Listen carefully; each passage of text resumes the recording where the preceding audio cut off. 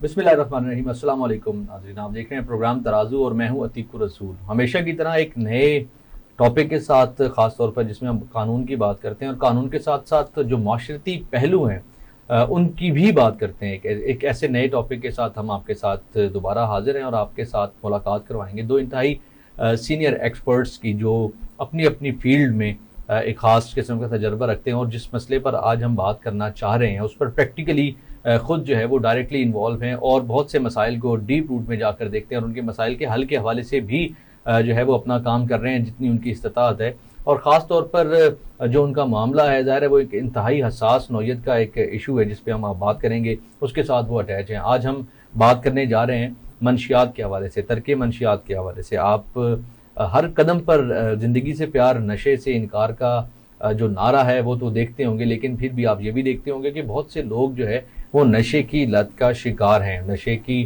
عادی بہت سے لوگ, چاہے جو جوان بچے ہوں, بچیاں ہوں یا بڑی عمر کے لوگ بھی ہوں, ہمارے سامنے روزانہ کی بنیاد پر آتے ہیں. لیکن انہیں جو ان کی زندگی ہے ان میں ان کے قریبی تمام ترین جو ان کے قریب ترین لوگ ہیں تمام وہ انہیں چھوڑ چکے ہیں. ان کی زندگی جو ہے وہ انتہائی پریشان کن حالات سے گزر رہی ہے اور ایسی پریشانی میں گزر رہی ہوتی ہے کہ ان کے جو بہت سے پیارے جنہیں ہم کہتے ہیں رشتے وہ بھی انہیں چھوڑ دیتے ہیں. ایسا کیوں ہے اور اس حوالے سے کس کا قصور ہے؟ اس شخص کا قصور ہے کہ جو اس نشے کی لت کا عادی ہو چکا ہے, یا اس کے ساتھ جو جڑے ہوئے لوگ ہیں, جو معاشرے کے لوگ ہیں, ان کا قصور ہے, یا یہ ریاست کا قصور ہے؟ ہم ان تمام پہلوؤں پر بات کریں گے اور جاننے کی کوشش کریں گے کہ اس مسئلے کا حل کیسے ممکن بنایا جا سکتا ہے. ناظرین, آج پوری دنیا کی اگر ہم بات کریں تو 35 کروڑ سے زائد لوگ نشے کا شکار ہیں اور اس نشے کی عادت سے وہ جان چھڑانے کی کوشش بھی کرتے ہیں, لیکن بعض اوقات وسائل کی وجہ سے, بعض اوقات ان کے اپنے جو مسائل ہیں ان کی وجہ سے وہ اس لت سے جان نہیں چھڑا پاتے. پاکستان میں بھی یہی صورتحال ہے. بہت بڑی تعداد, تقریباً 5% آبادی کی جو ہماری ہے تعداد, وہ اس مختلف قسم کے نشے کا شکار ہے اور نشے کی عادی ہو چکی ہے. ان کے لیے جو ریہیبلیٹیشن سینٹرز ہیں وہ ہمیں نظر نہیں آتے, اور جو منشیات انہیں فراہم کرنے والے, جو منشیات فروخت کرنے والے لوگ ہیں ان کو پکڑنے کے لیے قانون تو موجود ہے لیکن قانون پر عمل درآمد ہمیں نظر نہیں آتا. یہی وجہ ہے کہ ہم ایک عرصے سے یہ دیکھ رہے ہیں کہ منشیات فروشوں کو پکڑنے کا بھی عمل جاری ہے لیکن ساتھ ساتھ وہ ریلیز ہو کر دوبارہ سے وہی کام کرتے ہوئے بھی ہمیں نظر آ رہے ہیں. اسی طرح منشیات کی عادت کا شکار جو لوگ ہیں وہ اپنی زندگی سے ہاتھ دھو رہے ہیں. وہ روزانہ کی بنیاد پر ہمیں مختلف چوراہوں پر, مختلف چوکوں پر ہمیں مرتے نظر آتے ہیں, لیکن ان کو ریہیبلیٹیشن کے حوالے سے جو سلسلہ ان کا ہونا چاہیے ایسا کچھ نظر نہیں آ رہا. ان تمام مسائل کو بھی ہم دیکھیں گے اور ان کے حل کے حوالے سے بھی بات کریں گے. ہمارے ساتھ آج پروگرام میں شامل ہوں گے دو گیسٹ, میں ان کا تعارف کرواتا چلوں. ہمارے ساتھ شامل ہیں سدرا اختر صاحبہ جو کہ چیئر پرسن ہے مرکز علاج منشیات و نفسیات. السلام علیکم میڈم. وعلیکم السلام. ان کے ساتھ ہمارے ساتھ شامل ہیں سینئر ایڈوکیٹ ہیں, ہائی کورٹ کے پریکٹس کر رہے ہیں, لیگل اینالسٹ ہیں ملک زعفران زلفی ایڈوکیٹ صاحب, ان کو بھی ہم خوش آمدید کہتے ہیں. بہت شکریہ آپ کا. میں پہلے جاننا چاہوں گا سدرا آپ سے کہ منشیات یا یہ نشہ, اس کے حوالے سے بتائیں کہ یہ ہے کیا, تاکہ لوگوں کو جاننے کا موقع ملے, اور کیا اس کا پاکستان میں کچھ حل کیا جا رہا ہے اس کے حوالے سے؟ سب سے پہلے تو عتیق الرسول صاحب, آپ نے جو آج کا ٹاپک ہے نا یہ بہت زیادہ اہم ہے, کیونکہ ہمارے حکومتی ادارے, ہماری لیگل جو پالیسی میکنگ کی سارے انسٹیٹیوٹ جو ہیں وہ اس مسئلے کو مسئلہ سمجھ ہی نہیں رہے ہیں, لیکن یہ آئندہ 3-4 سالوں کے اندر یہ پاکستان کا سب سے بڑا مسئلہ ہوگا.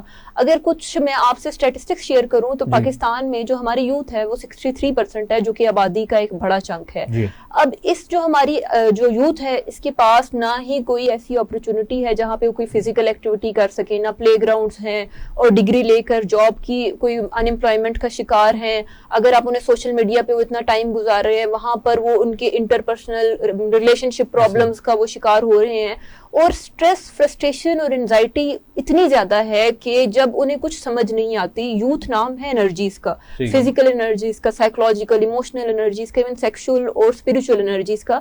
تو جب وہ اپنی انرجیز کو چینلائز نہیں کر پاتے تو وہ ایڈکشن کی طرف چلے جاتے ہیں, وہ ایسے سہاروں کی طرف چلے جاتے ہیں جو منشیات کا نام کہلائے جاتے ہیں. پھر ہمارے ہاں بہت اعلیٰ پائی کی یونیورسٹیز کے اندر یہ کلچر پایا جاتا ہے, ہماری کلاس کے اندر یہ کلچر پایا جاتا ہے کہ نشے کو ہم نے اسٹیٹس کے ساتھ جوڑ دیا, نشے کو سمبل بنا دیا. بالکل, اور ہم نے اسے اسٹینڈرڈ بنا دیا کہ اگر آپ کے گروپ کے اندر ایک بچہ نشہ نہیں کر رہا تو اسے کہا جائے گا کہ یہ تو اس کی سوچ ہی غلط ہے, یہ ہے ہی خراب. ایڈکشن کی ڈیفینیشن کی طرف آئیں تو کسی بھی چیز کی ایڈکشن جو ہے وہ ایک بیسکلی سبسٹینس ہے, اور یہ کیمیکل آپ اس کے اوپر ڈیپینڈنٹ ہو جاتے ہیں. اس میں آپ کی चरस, हीरोइन, शराब, हर तरह का नशा जो है वो आ रहा है. इवन के हमारी यूथ ये नहीं समझती, ये जो आज का शीशा कल्चर है ये भी एडिक्शन के अंदर शुमार किया जाता है. ये भी एक किस्म का नशा है उसमें आया. बिल्कुल. और ये एडिक्शन इतनी बढ़ रही है हमारे इदारों से लेकर हमारी यूथ में कि अब हर तीसरा जो यूथ में हमारा बच्चा है वो किसी न किसी एडिक्शन का शिकार है. और ये बहुत ऐसी सिचुएशन है और फैक्ट्स को हाइड किया जा रहा है. मुझे ये नहीं समझ आ रहा है कि हुकूमती इदारे क्यों इन फैक्ट्स को छुपा रहे हैं. मैं आपके प्लेटफॉर्म से कुछ फैक्ट शेयर करना चाहूंगी. इस टाइम पाकिस्तान जो है वो पूरी दुनिया में 5वें नंबर पे है HIV एड्स में. और एड्स फैलाने में जो सबसे इंपॉर्टेंट लोग हैं वो आपके आईडी यूजर्स हैं, जो इंजेक्शन यूजर्स हैं, वो एक दूसरे को फैला रहे हैं. क्योंकि वो 50 रुपए का नशा, 200 रुपए का नशा ले लेगा लेकिन 10 रुपए की सिरिंज नहीं लेगा. और उसकी वजह से वो HIV फैल रहा है, आपका हेपेटाइटिस फैल रहा है, TB जो है वो फैल रही है. लेकिन हुकूमती इदारे इसके ऊपर लाइल्म हैं या फिर वो कम फहमी का शिकार हैं और इसके ऊपर कोई भी पॉलिसी मेकिंग नहीं की या नजरें चुरा रहे हैं. बिल्कुल. मैं शामिल करता हूँ प्रोग्राम में मलिक ज़ाफ़रान साहब को. ज़ाफ़रान साहब बताइएगा कि क्या इस हवाले से कानून पाकिस्तान में एग्जिस्ट कर रहा है कि जिसके तहत इनको पकड़ा जा सकता है जो मंशियात फरोश हैं, कितनी आराम से ये अवेलेबल हो रही है हर चीज़? मैं शुक्रिया अदा करता हूँ आपका, मुझे आज प्रोग्राम में आपने बुलाया. बिल्कुल कानून है जी. कानून इसमें CNSA 1997 का एक्ट मौजूद है. ठीक है. ANF अपना काम कर रही है. ठीक है. लेकिन अनफॉर्चुनेटली कानून तो बना दिया गया है, कानून पर अमल दरामद नहीं हो रहा. आप खुद एडवोकेट हैं, मैं भी ये काम कर रहा हूँ. आप FIRs पढ़ें, मंशियात की जितनी भी FIRs दी जाती हैं उनका एक ही पैटर्न होता है. ठीक है. इसको पकड़ लिया, उसके हाथ में, दाएं हाथ में शापर था, बाएं हाथ में शापर था. और सबसे अनफॉर्चुनेटली आप ये देखें, मैं कल अखबार में पढ़ रहा था कि मोटरवे पे एक एरिया में एक गाड़ी पकड़ी गई, उसमें से 18 किलो हीरोइन बरामद हुई. 18 किलो हीरोइन बरामद हुई. अब आप सोचिए ना कि वो हीरोइन 18 किलो लेके बंदा कहाँ से चला, कहां पर वो पकड़ा गया और वो 18 किलो हीरोइन आई कहां से. ठीक है. ये लैक ऑफ कोऑर्डिनेशन है हुकूमती इदारों के खिलाफ. मैडम ने बिल्कुल सही कहा है कि हुकूमती जो ईवान है, हुकूमती जो इदारे हैं, इससे नजरें चुरा रहे हैं. ठीक है. इसकी प्रॉपर इन्वेस्टिगेशन नहीं हो रही. ठीक है. यहाँ पर कोई जगह ऐसी है जहां पर इन लोगों को इतनी आसानी से मंशियात मुयस्सर है, वो इसको इतनी आसानी से लेकर हजारों सैकड़ों नाकों को तोड़ती वो मंशियात मुल्क के कोने कोने में पहुंचा रहे हैं. तो ये इदारों का फेलियर है. ठीक है. अनफॉर्चुनेटली लैक ऑफ कोऑर्डिनेशन होने की वजह से इदारों में जो है प्रॉपर इन्वेस्टिगेशन नहीं हो रही. इन्वेस्टिगेशन ऑफिसर जो है वो प्रॉपर तैयार नहीं है, उनको प्रॉपर तैयार नहीं किया जा रहा. तो ये सबसे अहम वजह है. इसकी आपकी बात में समझ रहा है कि इसकी जो तरसील है वो बहुत ज्यादा तरसील बहुत आसान है. आप देखें कॉलेजों में, यूनिवर्सिटीज में, सिविल सोसाइटी में, आम पब्लिक तक, नौजवानों को ये मुयस्सर है. और हमारे जो इदारे हैं, जो खुसूसन जो पुलिस है, मैं खुसूसन पंजाब पुलिस के हवाले से, क्योंकि मैं प्रैक्टिस कर रहा हूँ पंजाब में, कि वो पकड़ते हैं जो एक मंशियात इस्तेमाल करने वाला उसे पकड़ लेते हैं. जब ऊपर से हाई एफ्स का प्रेशर होता है तो वो उन्हीं पे बार बार FIRs देते हैं. आज हमने इस गली से पकड़ लिया, आज इस गली से पकड़ लिया. तो वो मंशियात आ कहाँ से रही? ये क्वेश्चन मार्क है, इसको हल करना होगा. बिल्कुल ठीक है. बड़ी इंपॉर्टेंट बात की. अच्छा सिद्रा, मैं आपसे जानना चाहूँगा कि ये मंशियात तो आपने जिस तरह बताया कि इतनी ज़्यादा फैल चुकी है कि हर तीसरा जो बदकिस्मती से इसका शिकार हो रहा है, तो क्या इसके जिस तरह से आपने जो है वो इसका मरकज़ बनाया कोई इलाज मुआलजे का, मेरे इल्म में ये है कि जो खुदा न खासा किसी एक मरतबा इस लत में लग जाता है उसके लिए ज़िंदगी का जो वापसी का सफ़र है वो मुश्किल हो जाता है. एक आप माशाल्लाह मैं समझता हूँ कि एसेट है पाकिस्तान का कि आप खातूनों के, स्पेशली इस पे जो है वो वाहिद खातूनें जो काम कर रही हैं. इस तरह के इदारे के और मौजूद हैं या कैसे इनको आगे बढ़ाया जा सकता है, मुझे इस हवाले से अपना शेयर करिए. बिल्कुल अतीक साहब, पाकिस्तान में एक टैबू मौजूद है कि अगर आपका भाई, बेटा, शोहर या कोई भी अजीज या प्यारा नशे की लत में मुब्तला हो गया तो अब ये पूरी जिंदगी ऐसे ही मरेगा. और हमारे यहाँ फिर उसे तशद्दुद का निशाना बनाया जाता है, उसे कमरे में बंद कर दिया जाता है, उसे जंजीरें डाली जाती हैं, उसे कहा जाता है कि तुम गलत हो. लेकिन यहाँ पर आज मैं ये बात क्लियर करना चाहूंगी कि ये एक नफ्सियाती बीमारी है. क्यों हम और आप क्यों नशे पे नहीं जाते? क्योंकि हम मेंटली इतने स्ट्रांग हैं कि हम अपनी मुश्किलों को फेस कर सकें. ये वो लोग होते हैं जो अपनी मुश्किलों को फेस नहीं कर पाते और सहारे ढूंढते हैं. वो सहारे शायद हमें कोई इंसानी सहारा मुयस्सर है, उन्हें वो ड्रग्स की सूरत में मिलता है. फिर आप ये देखें कि उस ड्रग एडिक्ट को ड्रग एडिक्ट बनाने में पूरी सोसाइटी शामिल है, माँ से लेकर उसकी घर से लेकर उसका हर एनवायरनमेंट का एक एक बंदा उसके अंदर शामिल है. लेकिन हम ब्लेम उस एक शख्स को देते हैं. अब जब वो एडिक्ट बन गया, जब वो इस एडिक्शन की तरफ आ गया, तो फिर आप क्या करते हैं कि लोगों को पता ही नहीं है कि जी इसका इलाज मौजूद है. देखिए ये एक बीमारी है और इसका इलाज मौजूद है. मैं एक साइकोलॉजिस्ट हूँ, माहिर नफ्सियात हूँ, हम लोग इसका इलाज करते हैं. तो इसका इलाज करवाएं. علاج کا طریقہ کار یہ ہے, لوگوں کو علم ہی نہیں ہے کہ علاج کیسے ہوتا ہے. 90 دن کا علاج ہوتا ہے. 90 دن میں مریض کے خون سے نشے کو صاف کیا جاتا ہے.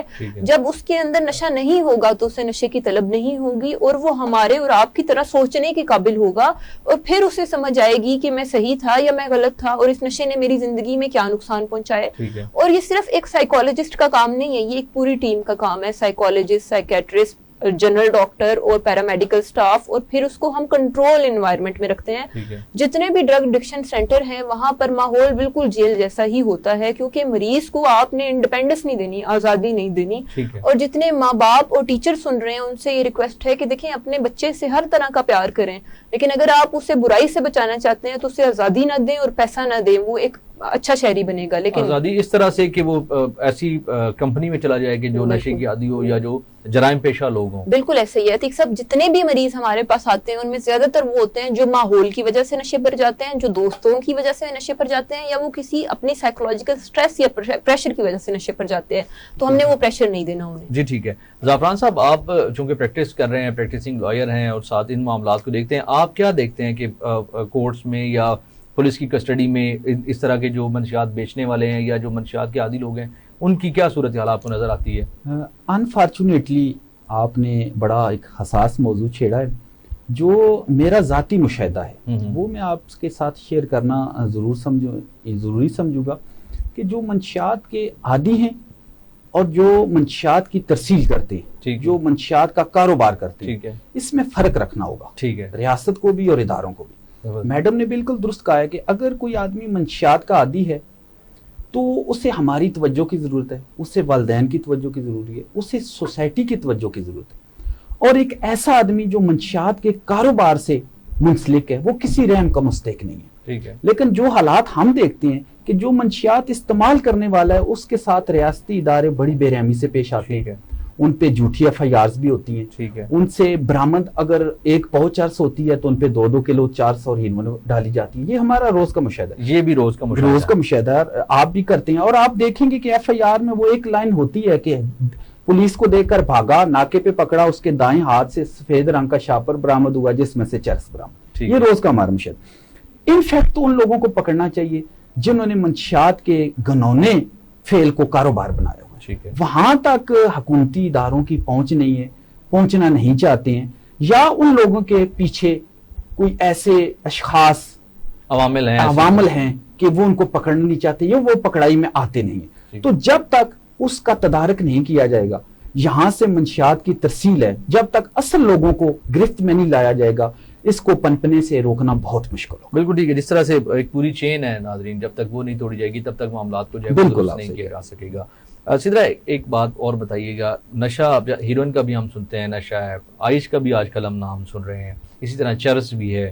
آپ تو ظاہر ہے چونکہ پریکٹیکلی ان ساری چیزوں کو دیکھتی ہیں اور مریضوں کو علاج کرتی ہیں, اس میں کوئی ڈفرینشیٹ اس کو کیجیے گا, اور کیسے یہ سستا اب اتنا اویلیبل ہو گیا ہے کہ اب ہر شخص جو ہے وہ اس کو آسانی سے خرید سکتا ہے. آپ کا کیا ایکسپیرینس ہے؟ بالکل عتیق صاحب, اب پاکستان کے اندر نشہ جو ہے وہ ایسے دستیاب ہے جیسے ٹافی اور ببل.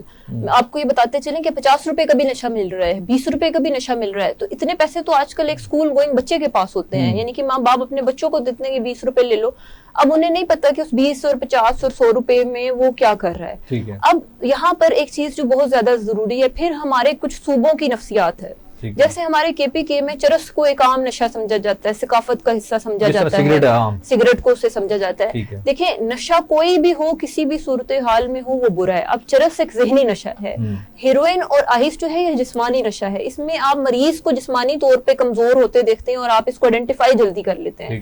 پھر اس کے علاوہ پاکستان میں جو ہمارے بزرگ تھے وہ افیم کا نشہ کرتے تھے. آج کل جو نئی طرح کے نشے آ رہے ہیں اس میں بچے جو ایلیٹ کلاس میں LSD ٹیبلٹس اور ایکٹسی کی ٹیبلٹس, جسے ہم پلیئر سلپ جو پلز بولتے ہیں, پلز کا نشہ کافی زیادہ ان ہے.